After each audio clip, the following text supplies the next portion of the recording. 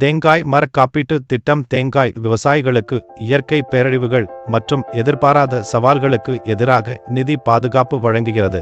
விண்ணப்பிக்க உங்களுக்கு அருகிலுள்ள வேளாண்மை அல்லது தோட்டக்கலை துறை அலுவலகத்திற்கு சென்று தேங்காய் மர காப்பீட்டு திட்டத்திற்கு விண்ணப்பிக்க விரும்புகிறேன் என்று சொல்லுங்கள்.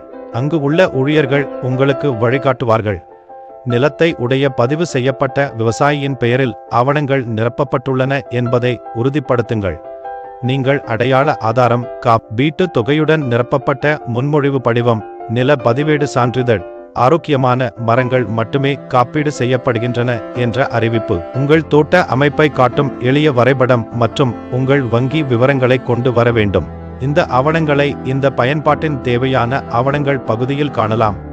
வேளாண்மை துறையின் கிருஷி பவன்களும் விண்ணப்பத்தில் உதவுகின்றன.